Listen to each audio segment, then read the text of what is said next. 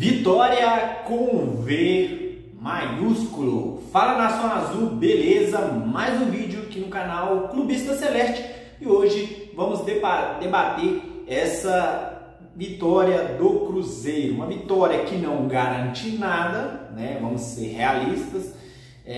Se você perguntar hoje quem tem mais chance de ser campeão, Cruzeiro ou Flamengo, apesar de um ponto de diferença, todo mundo sabe que o Flamengo, pelo elenco, né? O Flamengo tem um elenco muito forte, tanto o time titular quanto o reserva do Flamengo é mais forte que o do Cruzeiro. Por que eu fiz aspas? Porque é mais forte quando se trata de jogadores, coletivo, a gente sabe que tem mais qualidade. Porém, o Cruzeiro, com o elenco muito enxuto, que vai ser assim até o meio do ano, conseguiu buscar na força de vontade, e foi assim também contra o Bahia, desde o jogo contra o São Paulo.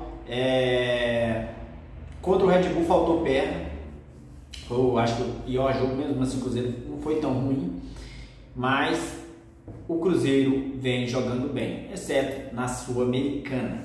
Agora, vamos falar uma coisa: o quão o Wanderson é desprovido de qualidade técnica.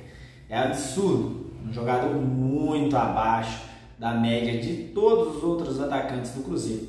Porém, é um cara, como eu disse antes, é um cara como o Rafinha, é um cara como o Marquinhos, todo mundo lembra, é um jogador que volta para marcar, um jogador que faz a marcação alta com muita intensidade, que tem ajudado o Caio Jorge junto com o Christian.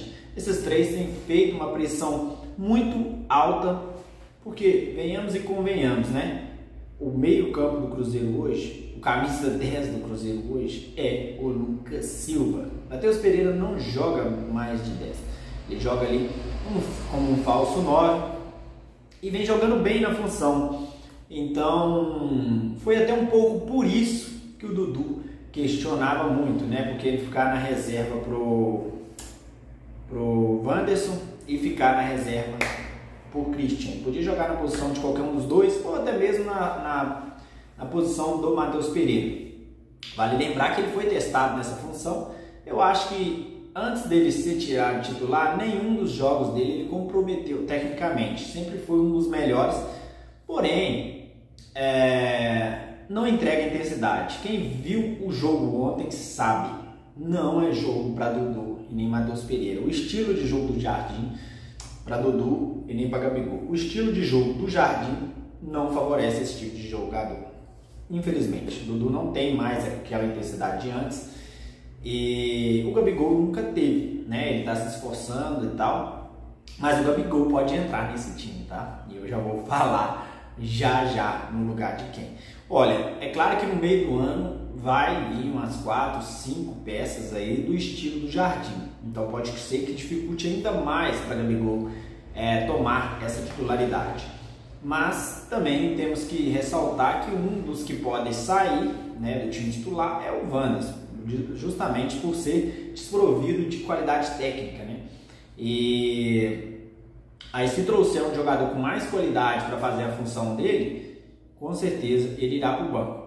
O Gabigol, especificamente, ele não joga ali, não joga nem de ponta esquerda nem de ponta direita, mas ele pode jogar como falso 9, ele pode jogar como segundo atacante junto com o Caio Jorge. Ele mesmo já deu a deixa que o Caio Jorge é o seu parceiro de ataque, assim como foi o Pedro.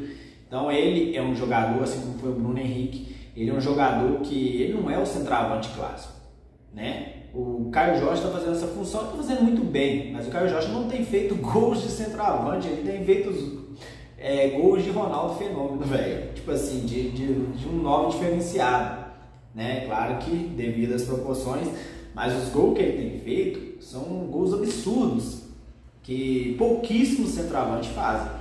O centroavante que a gente tem mesmo de função, característica tradicional, é o Juan Neno, né? Que nem foi relacionado para o jogo, mas o Juan Neno é o único centroavante clássico que a gente tem. Então, o Caio Jorge, para entrar, né, se manter essa formação, ele pode entrar no lugar do Matheus Pereira. E vou falar com vocês uma coisa: não acho, tá? Não acho que teria muita diferença. E sabe por quê? Quando a gente tinha um time limitadíssimo tecnicamente, que era com Seabra, Fernando Seabra, a gente tinha o time era esforçado, jogava muito na vertical, então conseguia bons resultados, mesmo sendo um time mais limitado. Porém, naquela época a gente tinha o Lucas Silva no meio de campo. Todas as boas fases do Cruzeiro tem o Lucas Silva, porque ele armava o jogo, ele cadencia, ele começa o jogo. E o Matheus Pereira, naquela época, sobressaía demais, justamente por causa disso. Então, antigamente, a gente tinha o Matheus Pereira como uma peça fundamental no time. Vocês podem ver que ele, tipo, no todo jogo, nossa, joga demais, nossa, olha isso, nossa. Hoje em dia quase que você não vê. Por quê? Porque o nível do time subiu muito.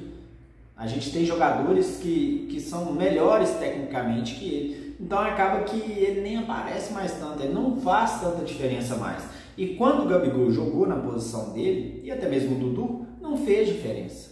Então o Gabigol pode jogar ali na frente, do lado do Caio Jorge, e jogar um pouquinho para trás, fazendo ali meio que a função do Matheus Pereira, e dá muito certo.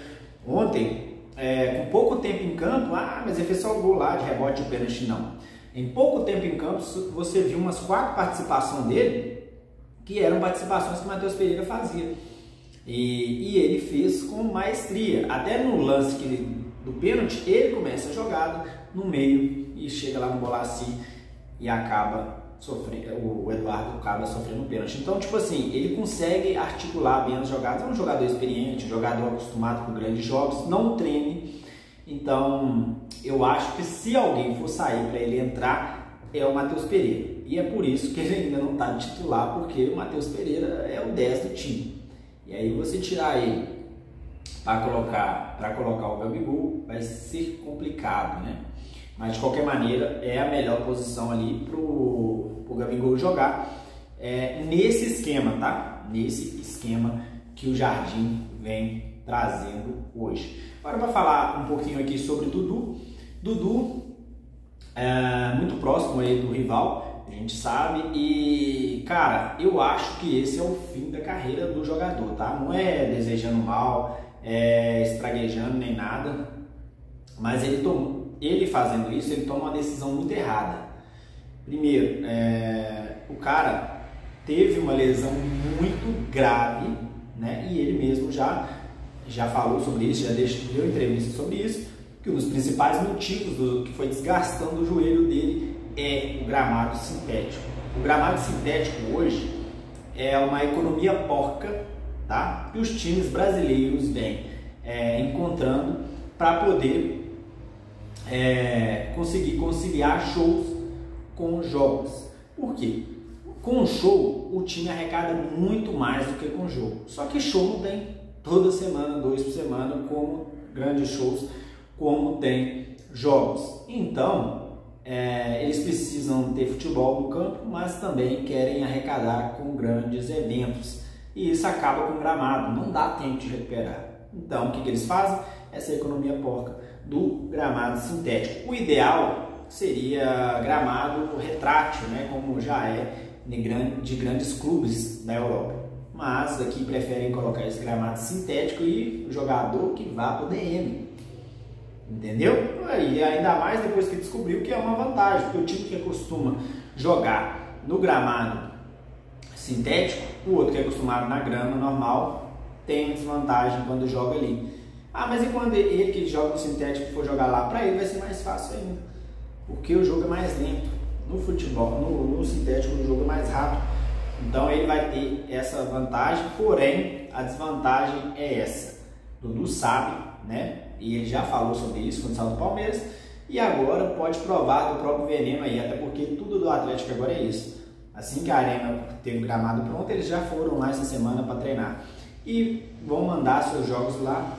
Provavelmente todos os campos também vão deixar da cidade do Galo, vão deixar de ser grama normal para ser grama sintética. Então ele pode estar acabando a sua aposentadoria precocemente e indo para o Atlético. Porque se ele se lesionar novamente, né, Deus queira que não, né? Eu só não desejo que ele faça grandes jogos contra o Cruzeiro, de resto que ele seja feliz. Tomou a decisão dele, né? Achou que era certo, mas eu acho que ele está cavando o seu próprio precipício, né? Agora, o que importa é o Cabuloso, mais uma vitória. Vamos para o jogo na Sul-Americana com um time mesclado, provavelmente um time praticamente todo reserva. Teremos Eduardo, Gabigol, William. Eu acho que dessa vez o Cássio vai ser poupado, então dando chance para o goleiro. E o Cruzeiro tem tudo aí para, quem sabe, né, conseguir os 3 pontos, agora que está embalado com confiança, e seguir vivo na Sul-Americana. Mas também, se for o jogo que crava já a eliminação, que o Cruzeiro foque no Brasileirão, brigue com todas as forças pelo G4 e ir bem na Copa do Brasil, porque lá é a gente que manda. Tá falado, pessoal? Se inscreve no canal e deixe seu like. Tamo junto.